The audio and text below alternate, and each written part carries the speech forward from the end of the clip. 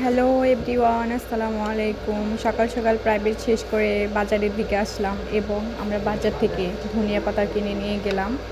তারপর আমরা হাঁটতেছিলাম সামনের দিকে, দেখি কি করা যায়। এরপর এই যে আমার চিকনা বান্ধবী, দেখি কি কিনা যায়। তারপর আমরা হাঁটতেছিলাম সামনের দিকে। এরপর আমরা হাঁটতে হাঁটতে চলে গেলাম পাপোশ কিনতে। এই যে দেখেন, আমি দুইটা পাপোশ সিলেক্ট করলাম। এখন আমি এই দুইটো নিব, কারণ আমার বাসায় এগুলোর খুব অভাব।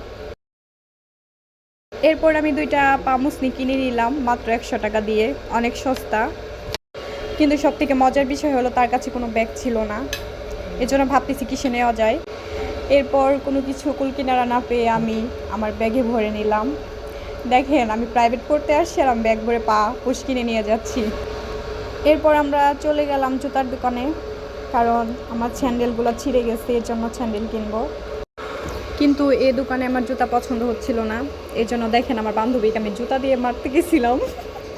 অনেক ঘোরার পর প্রচুর আমাদের ক্ষুধা লাগছে, এর জন্য অনেক রেস্টুরেন্ট খোঁজার পর একটা রেস্টুরেন্ট পাইছি শফিপুরে, কারণ আমি শফিপুরে ওরকম কিছু চিনি না। এরপর আমরা ক্যাপসিকামে চলে আসলাম। ক্যাপসিকামে আসার পর দেখেন আমরা একটু মজা করতেছিলাম। এখন এই যে আমরা খেয়ে নিচ্ছি, দেখেন আমার বান্ধবী কীভাবে খায়। ও অনেক খাইতে পারে, কিন্তু সবথেকে দুঃখের বিষয় হলো ও সারা জীবনে এমন থাকবে, কখনো মোটা হবে না। ওকে গাইস, ভালো থাকবেন সবাই, আল্লাহ হাফেজ, আবার কথা হবে।